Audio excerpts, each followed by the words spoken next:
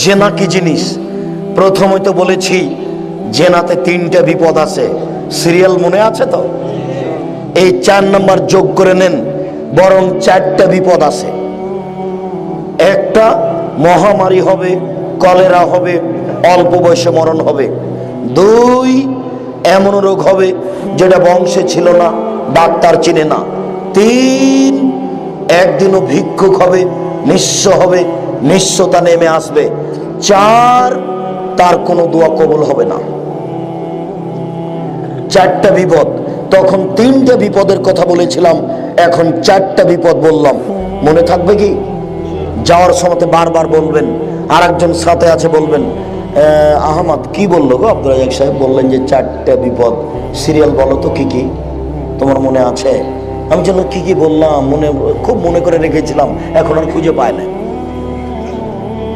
তুমি তো বলো তো কি কি, এটা মুখস্থ করে নেবেন, সাথে রাখেন তো, দেখা যাক কি হয়, কতদূর আগাই। আল্লাহর তো দয়া আছে।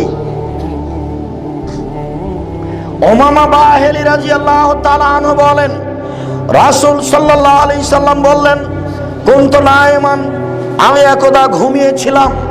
ফাতায়ানি রাজুলানে, 2জন মানুষ, 2জন ফেরেশতা আমার পাশে আসলো। ফাখাযাবে জাবাইয়া, তারা আমার 2 বাহু ধরলো, একজন ডান বাহু একজন বাম বাহু ধরে নিয়ে চলে গেল। ফায়জানাবে কমিন, হঠাৎ দেখি অনেক মানুষ, শত শত মানুষ, আসাদ ইন্তেফাখান, ফুলে ফেপে বিশাল বিশাল আকৃতি হয়ে আছে। ওয়ান্তান রিহান, দুর্গন্ধের টিকা যায় না, এত গন্ধ। কানা রিয়মল মারাহিজ, মনে হচ্ছে যেন গণ টয়লেট, মনে হচ্ছে যেন গণশৌচাগার, মনে হচ্ছে যেন গ্রামের টয়লেট, মনে হচ্ছে যেন গণশৌচাগার, যেটা কোনোদিন পরিষ্কার করা হয় না। পায়খানার মতো গন্ধ, খুব ফুলে ফুলে মোটা হয়ে আছে, গন্ধের টিকা যায় না। আমি বললাম, জিবরাইল মান হাওলাই, জিবরাইল এরা কারা? একই কথা, জিবরাইল একই কথা, একই ব্যাপার, এত মোটা কেন, এত কেন গন্ধ, এত কেন মোটা, এত কেন গন্ধ, এরা কারা? তখন জিবরাইল বললেন, ওহুমা জোনাতা জাওয়ানি, এরা হলো ব্যভিচার, ব্যভিচারী। মনে থাকবে? যারা ফুলে ফুলে পড়ে আছে, গন্ধের টিকা যায় না, এরা হলো ব্যভিচার, ব্যভিচারী। আবার শুনেন, সামরা ইবনে জুনদুব বলছেন, আল্লাহর নবী বললেন, আমি ঘুমিয়েছিলাম, জিবরাইল আসলেন, আমার ডান হাত ধরলেন, মিকাইল আসলেন, আমার বাম হাত ধরলেন, ধরে টেনে নিয়ে যাচ্ছেন। যেতে যেতে দেখি একটা গর্ত, আলা হুজাইকুন আসফালাহু আছে। এই গর্তের উপর দিক সংকীর্ণ, নিচের দিক প্রশস্ত, কলসের মতো। আচ্ছা, আপনারা তো দেখেছেন, আপনাদেরকে বলার জন্য, আমি গ্রাম অঞ্চলে এই কথা বললে একটু ভারী হয়, যাতে তন্দুরি রুটি হয়, যেটা লোহার শিক দিয়ে বের করা হয়, ওর ভিতরটা প্রশস্ত নয়। এটাই তান্নুর, এটাই বুখারীতে এসেছে, এইটাই চুলহা। এই কথাটা আল্লাহ রাসূল বলছেন যে দেখলাম একটা গর্ত, দেখলাম একটা চুলহা, তার উপর দিক সংকীর্ণ, নিচের দিক প্রশস্ত। তাতাওয়াক্কাদু তাহতু নার, তার ভিতরে ধাঁধা ধাঁধা করে আগুন জ্বলছে। ফাজা ইরতাফাত ইরতাফাউ, যখন আগুন জোরে জ্বলে উঠলো, তখন সব কিছু উপরে চলে যাচ্ছে। কাদা ইয়াখরুজু মিনহা, মনে হচ্ছে সব বের হয়ে পড়ে যাবে। ফাজা খামেদাত রাজাউ ফিহা, যখন আগুনটা নিচু হয়ে যাচ্ছে, সব কিছু ভিতরে চলে যাচ্ছে। ফিহা রিজালুন ওয়া নিসাউন ওরাতুন, তাতে দেখি উলঙ্গ অবস্থায় পুরুষ এবং নারী জমা ধরে আছে। উলঙ্গ অবস্থায় পুরুষ এবং নারী এইভাবে জমা ধরে আছে। আগুনের ভিতরে ধাঁধা ধাঁধা করে উপরে চলে যাচ্ছে, আবার নিচে আসছে। আগুনের ভিতরে ধাঁধা ধাঁধা করে উপরে চলে যাচ্ছে, আবার নিচে আসছে। দৃশ্য দেখে আমি বললাম, জিবরাইল মান হাওলাই, এরা কারা? একই কথা, জিবরাইল এরা কারা? একই ব্যাপার, এইভাবে কেন উলঙ্গ অবস্থায় জমা ধরে আছে, উপরে যাচ্ছে নিচে আসছে, এরা কারা? জিবরাইল বললেন, ওহুমুজ জোনাত, তারা হচ্ছে ব্যভিচার, ব্যভিচারিণী।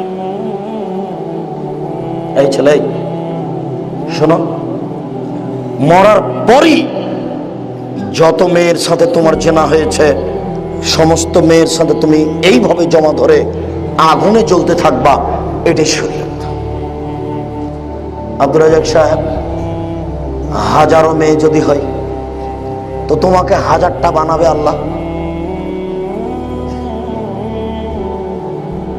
আর না হলে এই অবস্থায় তুমি একটার পর একটা পাবা।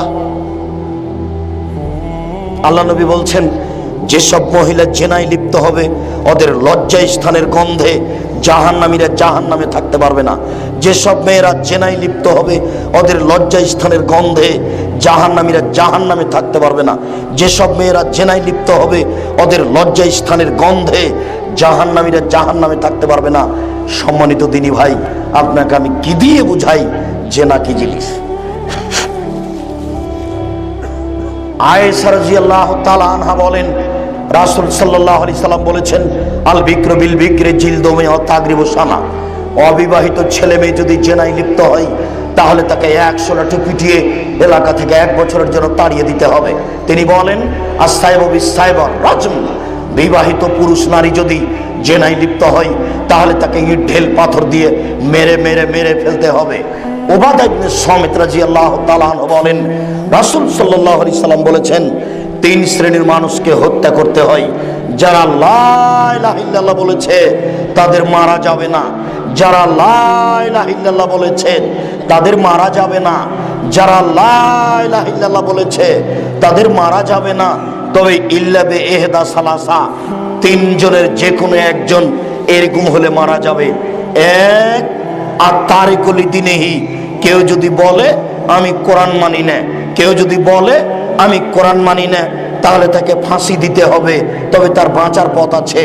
তার গলায় ফাঁস দেওয়া হয়েছে টান টান, তখন বলছে ভুলেছে ভুলেছে ভুলেছে, আমার কথা বলা ভুল হয়েছে, আমি কথা ফিরিয়ে নিলাম, তাহলে তাকে ফাঁস থেকে নামিয়ে নিতে হবে, তার ফাঁসি হবে না। 2, এই ছেলে, তোমার দাদার 90 বছর বয়স, তাহাজ্জুদ পড়ে ঘর থেকে বের হয়ে মসজিদের দিকে যাচ্ছিল, একটা ছেলে তার সামনে পড়েছে। যেই ছেলেটা কালকে তোমার দাদাকে গালি দিয়েছে, তোমার দাদা 1 থাপ্পড় মেরেছে, ছেলেটা মারা গেছে। এখন তোমার দাদার ফাঁসি হবে। এর নাম কেসাস। তোমার দাদার গলায় ফাঁস দেওয়া হয়েছে সরকারের পক্ষ থেকে, ফাঁস টান টান। তখন এই ছেলের মা বলছে, না না না না না না, আমরা কেসাস নিব না, আমরা কেসাস নিব না, আমরা ছেড়ে দিলাম, আমরা কেসাস নিব না। তাহলে তোমার দাদাকে ফাঁস থেকে নামিয়ে নেওয়া হবে। 3, বিবাহ করার পরে যদি কেউ জেনায় লিপ্ত হয় তাহলে তার বাঁচার পথ কোথায়? শুনুন, 3 শ্রেণীর মানুষকে হত্যা করতে হয়। 2 শ্রেণীর মানুষের বাঁচার পথ আছে। 1, কেউ যদি বলে আমি কোরআন মাজিদ মানি না, কেউ যদি বলে গাভীর দুধ হারাম, কেউ যদি বলে মদ হালাল, তাহলে তাকে হত্যা করতে হবে। গলায় ফাঁস দেওয়া হয়েছে সরকারের পক্ষ থেকে, ও বলছে ভুলেছে ভুলেছে ভুলেছে, তাহলে তার আর ফাঁসি হবে না, তাকে নামিয়ে নিতে হবে। 2, কেউ যদি কাউকে হত্যা করে কেসাস, তাকে ফাঁসি দেওয়া হবে। তার বাপ মা যদি বলে আমরা কেসাস নিব না, তাহলে সে বেঁচে গেল। 3, বিবাহ করার পরে যদি কেউ জেনায় লিপ্ত হয় তাকে বাঁচানোর পথ দুনিয়াতে নেই। বিবাহ করার পরে জেনায় লিপ্ত হলে দুনিয়াতে তার বাঁচার কোনো পথ নেই। যদি তাকে বাঁচতে হয় তাহলে মুহাম্মদ সাল্লাল্লাহু আলাইহি সাল্লামকে দুনিয়াতে আবার আসতে হবে।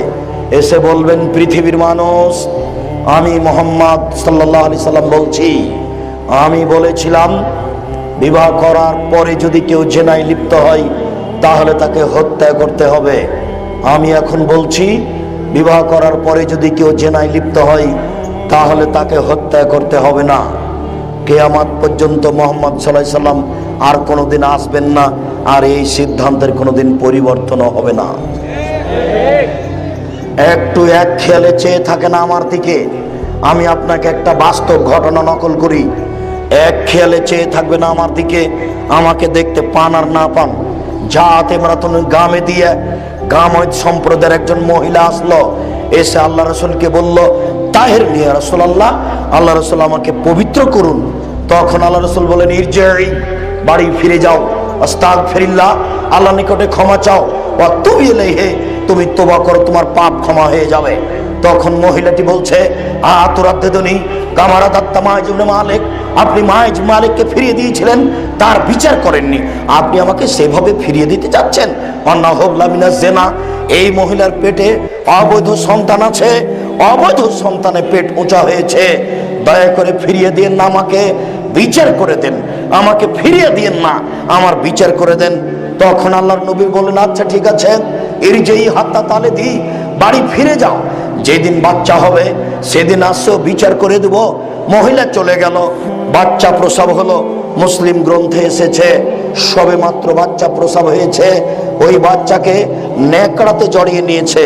তেনা ন্যাকড়া বুঝেন কিনা, ন্যাকড়ায় জড়িয়ে নিয়ে আল্লাহ রাসূলের দরবারে এসে বলছে, আল্লাহ রাসূল এই দেখেন বাচ্চা প্রসব হয়েছে, বিচার করে দেন।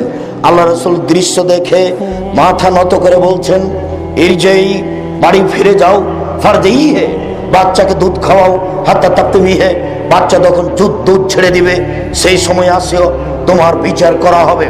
মহিলা চলে গেল, বাচ্চাকে 2 বছর দুধ খাওয়ালো। সম্মানিত দিনী ভাই, একটু খেয়াল করে থাকবেন, বাচ্চারা মায়ের দুধ 2 বছর 3 বছর 5 বছর খেতে পারে, কোনো সমস্যা নেই। দুধ মায়ের জন্য 2 বছর লাগে, দুধ মায়ের জন্য 2 বছর লাগে। একটা বাচ্চা 2 বছর বয়সের পরে যদি কোনো মহিলার দুধ খায়, তাহলে সে দুধ মা বলে গণ্য হবে না। একজন বাচ্চা যদি কোনো মহিলার 2 বছর পরে দুধ খায়, তাহলে সে দুধ মা বলে গণ্য হবে না। দুধ মা প্রমাণের জন্য বাচ্চার বয়স হলো 2 বছর। এ কথার অর্থ এই নয় যে 2 বছর পরে বাচ্চা নিজের মায়ের দুধ খেতে পাবে না, এই কথা ভুল। বাচ্চা নিজের মায়ের দুধ খাবে, যতদিন মায়ের বুকে দুধ আছে ততদিন খাবে, যতদিন তাদের রুচি হয় ততদিন খাওয়াবে। বলছিলাম 2 বছর পরে বাচ্চা নিয়ে বিচারালয়ে উপস্থিত, এমত অবস্থায় বাচ্চার হাতে 1 টুকরা রুটি রয়েছে। এই রুটি প্রমাণ করে বাচ্চা খাদ্য খেতে পারে। আল্লাহ রাসূল বাচ্চাটাকে একজন মুসলমানের হাতে দিলেন, বললেন, যাও তুমি এই বাচ্চাকে লালন পালন করো, দেখাশোনা করো। এরপরে বললেন, সঙ্গী সাথী, এই জবুবেহা, তোমরা একে মহিলাকে মাঠে নিয়ে যাও, মাঠে নিয়ে গিয়ে গর্ত খোঁড়ে বুক পর্যন্ত মাটিতে পুঁতে দাও, সুমার জমুহা, এরপরে তোমরা তাকে ইট ঢেল পাথর দিয়ে মেরে ফেলো।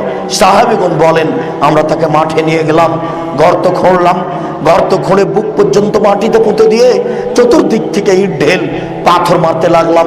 খালিদ বিন ওয়ালিদ বলেন, আমি একটা পাথর নিয়ে তার মুখের উপরে, তার মাথার উপরে মারলাম, এমন ভাবে মারলাম পাথরটা মুখে লেগে মুখ ফেটে রক্ত ছিটে খালিদের গায়ে লাগলো। খালিদ তাকে গালি দিয়ে বসলেন, ছি ছি ছি ছি ছি, একজন জেনাকারিনী মহিলার গায়ের রক্ত আমার গায়ে লাগলো, ছি ছি, এইভাবে তিনি গালি দিয়ে বসলেন। আল্লাহ রাসূল বললেন, মারেন খালিদ, খালিদ থামো, তুমি তাকে গালি দিও না। লাগা তাবা লাউ তাবা সাহেব মাকসিল্লাহ গফিরাল্লাহু, এই মহিলা এমন তোবা করেছে, আল্লাহর দরবারে এত ক্ষমা ভিক্ষে চেয়েছে, এইরকম তোবা যদি বড় থেকে বড় পাপী চাইতো, এর চেয়েও বড় পাপী চাইতো, তাহলে তার পাপকে ক্ষমা করা হতো। খালিদ, তুমি তাকে গালি দিও না। এরপরে তিনি তার জানাজা করলেন, তার কাফন দাফন করলেন। সম্মানিত দিনী ভাই, আপনাকে আমি এখনো কথা বোঝাতে পারিনি। আপনি একটু মনে করবেন, পৃথিবীতে সবচেয়ে বড় পাওয়ারফুল মানুষ মুহাম্মদ সাল্লাল্লাহু আলাইহি সাল্লাম। মনে রাখবেন, মুহাম্মদ সাল্লাল্লাহু আলাইহি সাল্লামের চেয়ে পাওয়ারফুল মানুষ পৃথিবীতে কেউ জন্ম নেয়নি। বিচারের মাঠে সমস্ত মানুষ আদমের কাছে যাবে। আদম আলাইহিস সালাম বলবেন, না না না না, আমি বাঁচি কিনা, তোমরা এখানে এসেছো। নূহ আলাইহিস সালাম বলবেন, না না না, আমি বাঁচি কিনা, তোমরা এখানে এসেছো। ইব্রাহিম আলাইহিস সালাম বলবেন, না না না না, আমি বাঁচি কিনা, তোমরা এখানে এসেছো। মুসা আলাইহিস সালাম বলবেন, আমার যে কি হয় তা আমি নিজেই বুঝি না, তোমরা এখানে এসেছো। ঈসা আলাইহিস সালাম বলবেন, আমার যে কি হয় তা আমি নিজেই বুঝি না, তোমরা এখানে এসেছো। মুহাম্মদ সাল্লাল্লাহু আলাইহি সাল্লামের কাছে গেলে তিনি সিজদায় পড়বেন, আল্লাহ বলবেন, মাথা উঠান, বলেন, যা বলবেন তাই মেনে নিব, বলেন। আল্লাহ বলবেন, বলেন, যা বলবেন তাই মেনে নিব। মুহাম্মদ বলেন, কি বলছেন? আমি আল্লাহ, যা বলবেন তাই মেনে নিব। এই কথা বারবার আল্লাহ বলবেন। মুহাম্মদ সাল্লাল্লাহু আলাইহি সাল্লাম কত বড় পাওয়ারফুল মানুষ আমি তা আপনাকে বোঝাতে পারছি না। এর পরেও তিনি জানাজা করলেন, কাফন দাফন করলেন, পাপ ক্ষমা হয়ে গেছে এই কথা বললেন, কিন্তু বলতে পারলেন না যাও তোমার বিচার হবে না, তোমার পাপ ক্ষমা হয়ে গেছে। এই কথা তিনি বলতে পারলেন না। না, বুঝাতে পারলাম না। পৃথিবীর সবচেয়ে বড় পাওয়ারফুল মানুষ কে? মুহাম্মদ সাল্লাল্লাহু আলাইহি সাল্লাম। কই মহিলাটার পাপ তো ক্ষমা করতে পারলেন না। উনি তো জানলেন যে পাপ ক্ষমা হয়ে গেছে, জান্নাতে যাবে। কেন? আল্লাহর নবী জানাজা করেছেন। বুঝাতে পারি না কথা। আল্লাহর নবী বলেছেন যে এর চেয়ে বড় পাপ ভাবে ক্ষমা চাইলে পাপ ক্ষমা হবে, তার মানে এর পাপ ক্ষমা হয়ে গেছে। এই মহিলার পাপ ক্ষমা হয়ে গেছে, এই মহিলার পাপ ক্ষমা হয়ে গেছে। এই মহিলার জানাজা আল্লাহর নবী নিজে করেছেন। এ জান্নাতে যাবেই। কিন্তু আল্লাহ রাসূল এই কথা বলতে পারলেন না, যাও তোমার আর বিচার হবে না, আমি ছেড়ে দিলাম। আমি আপনাকে এখনো বুঝাতে পারি না আসল কথা। বিবাহ করার পরে জেনায় লিপ্ত হলে বাঁচার পথ নেই। না, বুঝাতে পারলাম না যে বিবাহ করার পরে জেনায় লিপ্ত হলে বাঁচার কোনো পথ নেই। পৃথিবীর সবচেয়ে বড় পাওয়ারফুল মানুষ বললেন যে জান্নাতে চলে গেছে। জান্নাতে চলে গেছেন বলতে তিনি জানাজা করলেন। তিনি বললেন যে তার পাপ ক্ষমা হয়ে গেছে। তিনি মুখে বলতে পারলেন না যে যাও তোমার বিচার হবে না। তার মানে আপনাকে আমি বুঝাতে চাইলাম, এই বুখারী মুসলিমের হাদিসে বিবাহ করার পরে জেনায় লিপ্ত হলে তার বাঁচার পথ নেই, কোনো পথই নাই দুনিয়াতে। এবার আব্দুর রাজ্জাক সাহেব, তাহলে আমরা তো এখন বেঁচে আছি, কিছু বলেন।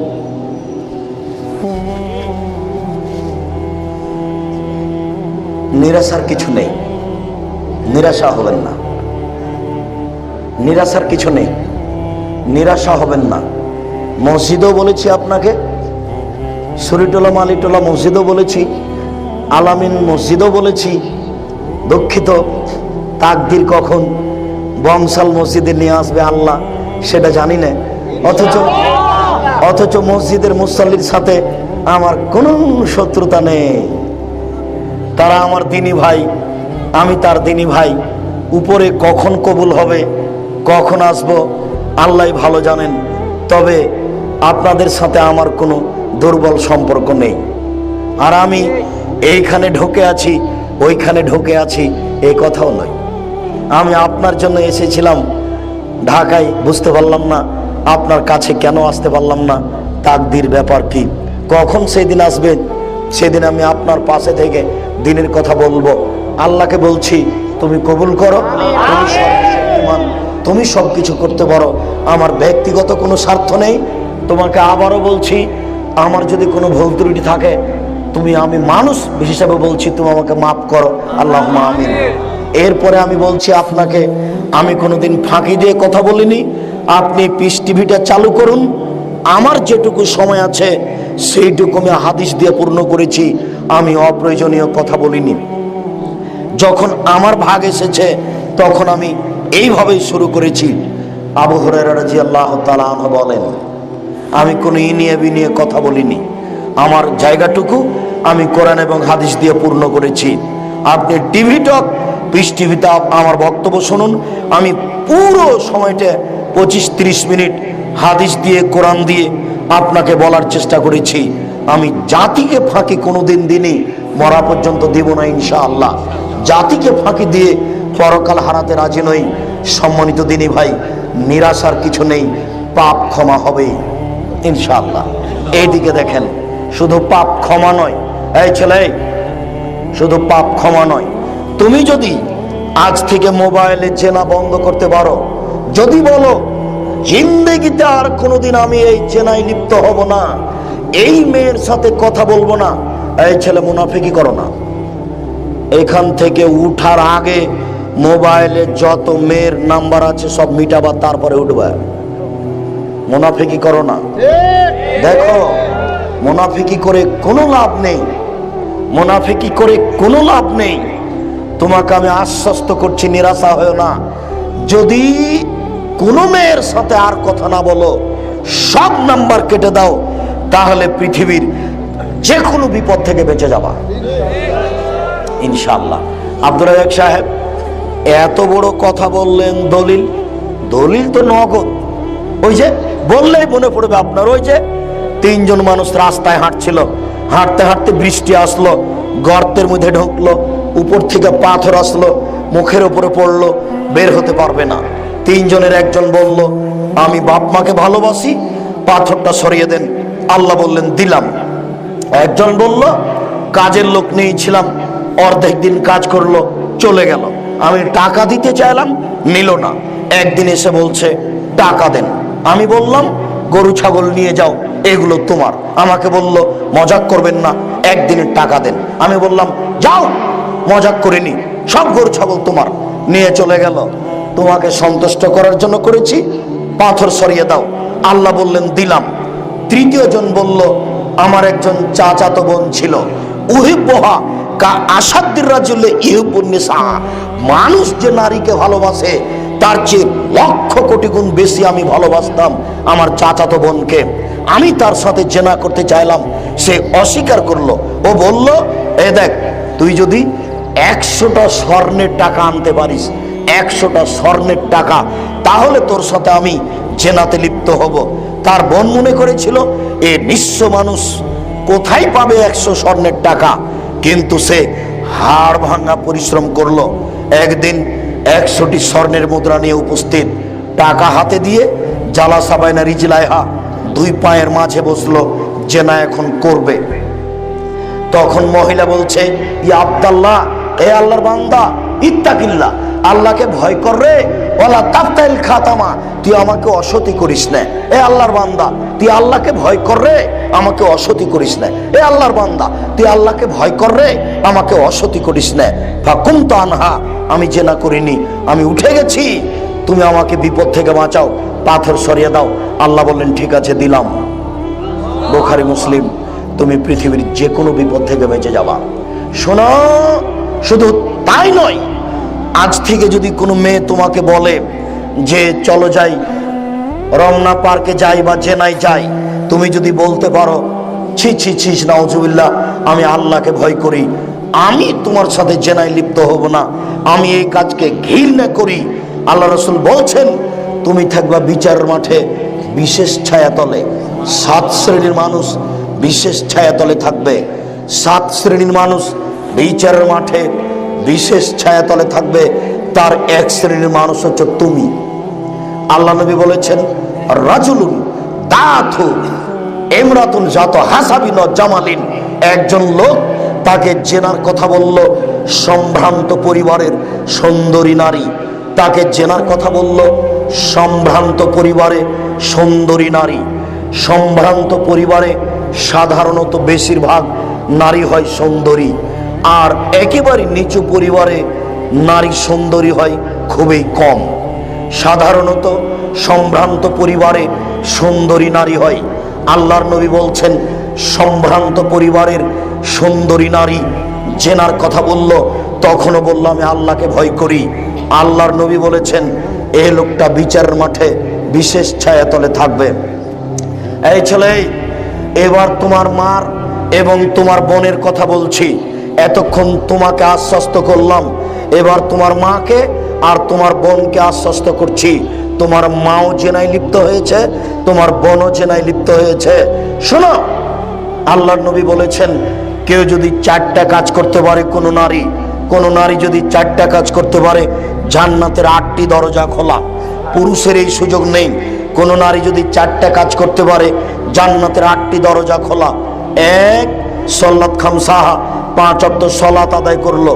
2, সমাজ সাহারাহা, রমজান মাসে রোজা থাকলো। 3, আতাত বালাহা, স্বামীকে মেনে চললো। তিতা লাগলেও মিঠা লাগলেও, তিতা লাগলেও মিঠা লাগলেও স্বামীকে মেনেই চলতে হবে, নইলে খোলা তালাক দিয়ে বাড়ি চলে যেতে হবে। যতক্ষণ আছি খারাপ লাগলেও স্বামীকে মেনেই চলতে হবে। স্বামী বাড়িতে ঢুকলো, সালাম দিয়ে বোকার পরিচয় দিয়ে মুখটা ঘুরিয়ে ওই ঘরে চলে গেল। এই বোকামি ত্যাগ করতে হবে, স্বামীকে মেনেই চলতে হবে। 4 জেনায় লিপ্ত হলো না, তাহলে তার জন্য জান্নাতের 8টি দরজা খোলা, যে কোনো দরজা দিয়ে ঢুকতে পারে। শোনেন, এই সুযোগ পুরুষের নেই, কিয়ামত পর্যন্ত এত বড় সুযোগ পুরুষ পাবে না। নারী যদি 4টা কাজ করতে পারে, জান্নাতের 8টি দরজা খোলা। 1, 5 ওয়াক্ত সালাত আদায় করলো। 2, রমজান মাসে সিয়াম থাকলো। 3, স্বামীকে মেনে চললো। 4, জেনায় লিপ্ত হলো না, জান্নাতের 8টি দরজা খোলা। সম্মানিত উপস্থিতি, তবে আপনাকে আশ্বস্ত করি আর একটা ব্যাপারে, সেটা তারও আছে আপনারও আছে। সেটা হলো এই, কেউ যদি ওযু করার পরে বলতে পারে, আশহাদু আল্লা ইলাহা ইল্লাল্লাহু ওয়াহদাহু লা শারীকা লাহু ওয়া আন্না মুহাম্মাদান আবদুহু ওয়া রাসূলুহু, তাহলে জান্নাতের 8টি দরজায় খোলা। আল্লাহুম্মা জাল্লি মিনাত তাওয়াবিন ওয়া জাল্লি মিনাল মুতাতাহিরিন, এই দোয়া পড়লে নেকি হবে। তবে কি নেকি হবে আল্লাহর নবী বলেননি, বুঝাতে পারলাম না। ওযু করার পরে যদি আপনি পড়েন আশহাদু আল্লা ইলাহা ইল্লাল্লাহু ওয়াহদাহু লা শারীকা লাহু ওয়া আন্না মুহাম্মাদান আবদুহু ওয়া রাসূলুহু, তাহলে জান্নাতের 8টি দরজায় খোলা। সুবহানাল্লাহ। আল্লাহুম্মা জাল্লি মিনাত তাওয়াবিন ওয়া জাল্লি মিনাল মুতাতাহিরিন, এইটুকু পড়লে নেকি হবে। তবে কি নেকি হবে এই কথা আল্লাহর নবী বলেননি, আপনি সবটুকুই পড়েন।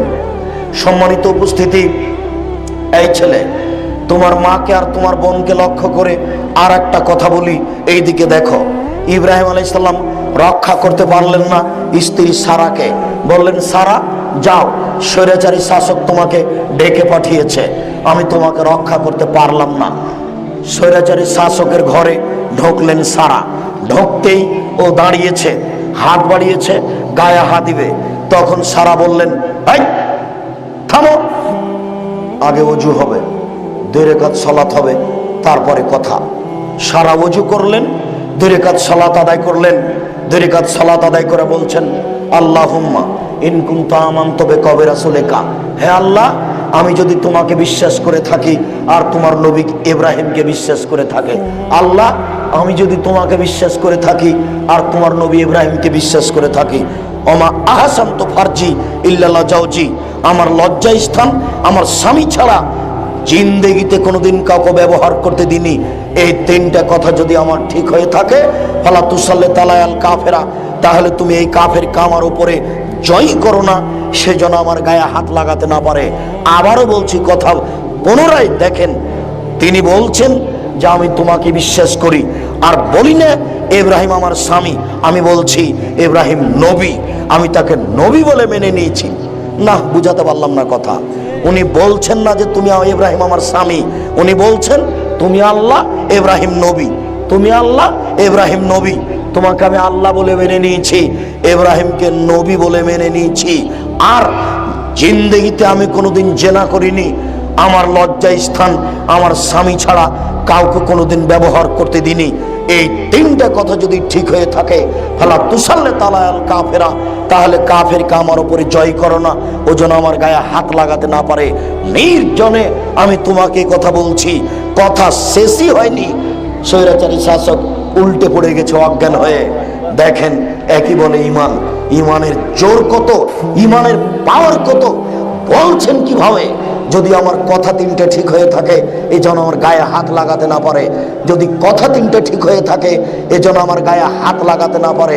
কথা শেষই হয়নি, স্বৈরাচারী শাসক অজ্ঞান হয়ে উল্টে পড়ে গেছে। এই ছেলে, তোমার মাকে একটু বলতে বলো তো আল্লাহকে। তোমার মা কি বলবে গো, তার পেট দেখা যায়। তোমার বোন কি বলতে পারে আল্লাহকে? তোমার বোন নগ্ন পোশাকে পতিতালয়ের মেয়ে সেজে চলে। আর তোমাদের এই ঢাকার, তোমাদের এই বংশালের বিবাহকে উপলক্ষ করে যা কিছু করে সবই হারাম। বিবাহের সূচনা থেকে শেষ পর্যন্ত একটি কাজও জায়েজ নয়। মেয়ে শুধু ছেলেটা দেখবে, ছেলের বন্ধুদের দেখা হারাম। মেয়েকে দেখতে গিয়ে টাকা দেওয়া হারাম, মেয়েকে দেখতে গিয়ে আংটি দেওয়া হারাম, মেয়েকে দেখতে গিয়ে ঘড়ি দেওয়া হারাম, মেয়েকে তার বাপের দেখা হারাম, বিবাহের পূর্বে রং মাখানো হারাম। ছেলে কনের বাড়িতে যাবে হলুদ মাখতে, কনে যাবে বরের বাড়িতে হলুদ মাখতে, এর চেয়ে নোংরামি, এর চেয়ে বর্বরতা, এর চেয়ে অসভ্যতা, এর চেয়ে জঘন্য নোংরা নীতি থাকতে পারে না। মুসলমানের বাড়িতে এই কাজ হতে পারে না। তারপরে বিবাহতে যাবে মেয়েরা, তোমার বোন, তোমার ভাবি সব পতিতালয়ের মেয়ে সেজে যায়। তোমার বিবাহের সূচনায় জেনা, তোমার বিবাহের সূচনায় জেনা। কমিউনিটি সেন্টারে তোমার স্ত্রী পতিতালয়ের মেয়ে সেজে বসে আছে, সব পুরুষগুলো দেখছে, উপঢকন দেখছে, দিচ্ছে। ধর্মকে পাগল পেয়েছ? তোমার বিবাহের সূচনায় জেনা, এগুলো সব জেনা। এই তো তুমি পুরাতন ঢাকার ছেলে, আমি তোমাকে চিনি না।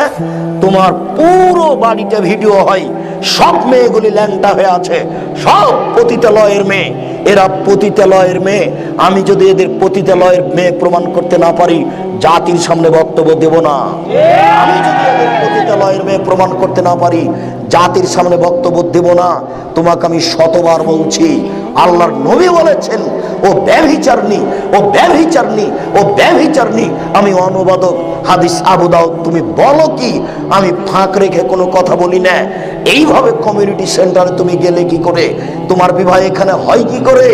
এতগুলি বরযাত্রী কেন বোকা ছেলে? তুমি যাবার 5 জন মুরব্বী যাবে, তারা দোয়া করবে এই চ্যাংড়া ছুল্লুকে নেয়ার মধ্যে আসলো সব। আর এত খাওয়ার ব্যবস্থা কেন? যদি এত খাওয়ার ব্যবস্থা করে থাকে, তাহলে তোমার শ্বশুরকে সেই দিন 5,50,00,000 টাকা পকেট থেকে বের করে দিয়ে বলি, আব্বা খাওয়া খরচ থাকলো। তোমার শ্বশুরের মেয়ের বাপের 1 টাকা খরচ হবে, এটা ইসলামে প্রমাণ হয়নি, হাদিস কোরআনে প্রমাণ নেই। তুমি যে বিবাহ উপলক্ষে তোমার শ্বশুর তোমার জন্য টুপি কিনেছে, তোমার জন্য প্যান্ট কিনেছে, ঘড়ি কিনেছে, সবই হারাম। বিবাহের দিনে তোমার শ্বশুর যা কিনেছে সবই হারাম। বিবাহের বৈঠকে মেয়ের কাছে বিবাহ পড়ানো হারাম। বিবাহের বৈঠকে আগেই খুতবা, পরে বিবাহ। আগে যদি বিবাহ হয়, পরে যদি খুতবা হয়, এটাও হারাম। বিবাহের পরে বরকে নিয়ে চলে যাচ্ছে মেয়েরা, এরপর কোলে করে সবকে কোথায় যে নিয়ে যাচ্ছে বরটাকে। এতই বেহায়া, এতই বেশরমা, এতই লজ্জাহীনা মহিলা, সেই পুরুষটাকে আর পুরুষ মনে করে না। এই মেয়েগুলি সবাই কোলে করে নিয়ে যায়। আপনাকে আমি বলিনি যে বিবাহের বাড়িতে মেয়েকে পাঠাবে, স্ত্রীকে পাঠাবেন না। বিবাহের বাড়িতে গেলে তার স্বামীর সংখ্যা বেশি হয়ে যায়। আপনি তো কাপুরুষ, আপনি কাপুরুষ, আপনি ঘৃণিত পুরুষ, আপনি কাপুরুষ, আপনি ঘৃণিত পুরুষ। আমরা এটা ভাবতেই পারি না, অসম্ভব। আল্লাহ নবী বলেছেন পুরুষ হলে 5টা জিনিস লাগে। 1, যে মানের খাবে সে মানের খাওয়াবে। 2, যে মানের পড়ছে সে মানের পড়াবে। 3, স্ত্রীকে কটু কথা বলতে পাবে না। 4, মুখের উপরে মারতে পাবে না। 5, নিজের বাড়ি ছাড়া কোথাও যেতে দিবে না। চাচির বাড়ি যেতে দিবে না, খালার বাড়ি যেতে দিবে না, ফুফুর বাড়ি যেতে দিবে না, মায়ের বাড়ি যেতে দিবে না। বাজারে যাওয়ার তো কোনো প্রশ্নই আসে না। এই ছেলে, তোমার মা বাজারে যায় কেন গো? তোমার বাপ মরেছে নাকি? তুমি মরেছ? তোমার বাপ আর তুমি কবরে গেছো নাকি? তোমাকে দিয়ে হয় না তোমার মায়ের? তোমার বাপকে দিয়ে তোমার মায়ের হয় না? তোমার মা নিজে যায়, ধর্মকে পাগল পেয়েছে। তোমার মাকে সকাল 10টায় বাজারে যাওয়ার পরে বিকাল 5টা পর্যন্ত কত মানুষে ধাক্কা মারে তুমি জানো? টাকা দিল, মোহর দিল তোমার বাপ, আর লোকে মারে ধাক্কা। তোমাকে খারাপ লাগে না? তোমার বাপকে খারাপ লাগে না? তোমরা 2 জন বাপ বেটা পচে কি পায়খানা হয়ে গেছো নাকি? তোমাদের বিবেক কি একেবারেই হারিয়ে গেছে? আসলে আল্লাহর ওই কথাটা বুঝাতে পারিনি। আল্লাহ বলছেন ওরা বুঝেও বুঝে না, ওরা চোখে দেখেও দেখে না, ওরা শোনেও শোনে না, ওদের কান আছে শোনে না, ওদের চক্ষু আছে দেখে না, ওদের অন্তর আছে বুঝে না, ওরা বুঝেও বুঝে না, ওরা দেখেও দেখে না, ওরা শোনেও শোনে না। উলাইকা কালানাম, ওরা হলো পশু প্রাণীর মতো, ওরা হলো গরু ছাগলের মতো, ওরা হলো কুকুর শ্রীগালের মতো। বালহুয়া আদাল, তার চেয়েও খারাপ। ওরা পশু প্রাণীর চেয়ে খারাপ, ওরা গরু ছাগলের চেয়ে খারাপ। বলেন সেটা কে? এই ছেলে বলো সেটা কে? সেটা মানুষ। কুকুর শ্রীগালের চেয়ে খারাপ কে গো? যে জমি দখল করেছ, যে বাড়ি দখল করেছে। আর যে যার স্ত্রী বাজারে গেল ও হলো পশু প্রাণী, গরু ছাগল। আর যে জোর করে জমি দখল করেছে, দোকান দখল করেছে, ও হলো কুকুর শ্রীগালের চেয়ে খারাপ। আল্লাহ বলেছেন সেটা যে কি? আল্লাহ বলছেন তার চেয়ে খারাপ, কুকুর শ্রীগালের চেয়ে খারাপ। বলেন তো সেটা কোনটা? সেটা আমি বা কি বলবো সেটা কোনটা? কোনো পথ না পায় আমি বললাম যে সেটা যে জমি দখল করেছে সেই, যে জমি দোকান দখল করেছে সেই। আল্লাহ তাআলা বলছেন যে ওটা তার চেয়ে খারাপ, তার চেয়ে খারাপ।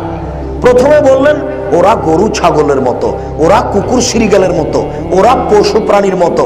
এই পর্যন্ত হলেই তো অনেক ছিল। আল্লাহ এই পর্যন্ত বলে থামলেন না, ওর পরে বলছেন যে ভালো হওয়া যাল তার চেয়ে খারাপ। তো বলেন গরু ছাগলের চেয়ে খারাপ কি হয়? কুকুর শ্রীগালের চেয়ে খারাপ আর কোনটা বলবো? তখন এটা নিরুপায় হয়ে বলছি যে ওটা যে জমি দখল করেছে সেই। একটা গরিব মানুষ ছিল, কুঁড়ে ঘর ছিল সামনে, ধনী মানুষটার বড় গাড়ি যেতে অসুবিধা হচ্ছিল। তখনও কোর্টে কেস করলো যে আমি একে বসতে দিয়েছিলাম, গরিব মানুষ, তা আমার খুব অসুবিধা হয়, তুলে দেন। হাইকোর্ট রায় দিল, তাই তুলে দিল। অথচ ওই লোকটা পরে জমি কিনা বাড়ি করেছে, আর ওই কুঁড়ে ঘরওয়ালা 100 বছর থেকে আছে। বলেন এখন ওই ধনী মানুষ শুধু কুকুর শ্রীগাল বললে হবে? তার চেয়ে খারাপ বলতে হবে। সেটা এখন নিরুপায়, আমি বুঝতে না পারি যে এটা বলেছে, আমি বুঝতে পারলাম না সেটা কোনটা। আল্লাহ বললেন যে তার চেয়ে খারাপ, তখন আমি বললাম যে এটা। সম্মানিত দিনী ভাই, নিরাশার কিছু হবেন না। জেনা হয়েছে, নিরাশার কিছু হবেন না। আল্লাহ আপনার সাথে ওয়াদা করেছেন। আল্লাহ বলছেন অনাহান নাফসা আনিল হাওয়া ফাইনাল জান্নাত হিয়াল মাওয়া। মানুষ যদি জেনা বন্ধ করতে পারে, আমি আল্লাহ তাকে জান্নাতুল মাওয়া দিব। মানুষ, আল্লাহ বলছেন মানুষ যদি অশ্লীল কাজ বন্ধ করতে পারে, আমি আল্লাহ তাকে জান্নাতুল মাওয়া দিব। আমি মানুষের সাথে ওয়াদাবদ্ধ। মানুষ বলুক আমার ভুল হয়েছে, আমি আজ থেকে জেনা বন্ধ করলাম। সম্মানিত দিনী ভাই, আমি আলোচনার শেষে এসে বলছি, আমার যে কথাটা আপনার সাথে নিয়মিত থাকে, আগে থেকে আছে। এই ছেলে বসো, কথার শেষে এসেছি, উঠছো কেন? আমি আপনার সাথে যেটা নিয়মিত বলে থাকি সেটা হচ্ছে আমার মনে বড় সাধ, আমি সফল হব ইনশাল্লাহ। এই সাধে ইনশাআল্লাহ আমার মনে বড় সাধ। আমি প্রায় 15 বছর থেকে ঢাকা আসি। তখন থেকে মনে মনে বলছিলাম ঢাকায় বা ঢাকার আশেপাশে কোথায় একটা বিশাল ভূখণ্ড পাওয়া যাবে, সেখানে একটা উন্নত মানের প্রতিষ্ঠান গড়া যাবে।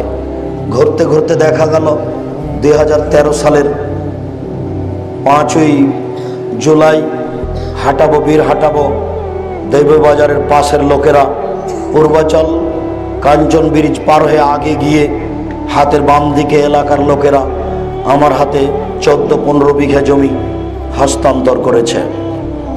সেখানে আলহামদুলিল্লাহ 2013 সালের 24শে আগস্ট প্রতিষ্ঠান চালু হয়েছে। আমি আপনাদেরকে প্রতারণা দিতে চাইনি। এত টাকা দিয়ে আপনার ছেলেকে পড়াবো, আপনার জন্য চেয়ার সাজিয়ে রেখেছি, অফিস সাজিয়ে রেখেছি, এরকম সাজানো আমার কাছে নেই। আমার একটা মনে কথা বলে সব সময়, এক দারুল উলুম দেওবন্দ দিয়ে তারা সারা পৃথিবী আবাদ করে, এক পটিয়া মেখল হাটহাজারি দিয়ে তারা সারা পৃথিবী আবাদ করে। আমি কেন পারি না? আমাকেও পারতে হবে যে কোনো মূল্যে। বই তাদের, অফিস তাদের, আদালত তাদের, কোর্ট তাদের, কাচারি তাদের, সব কিছু তাদের।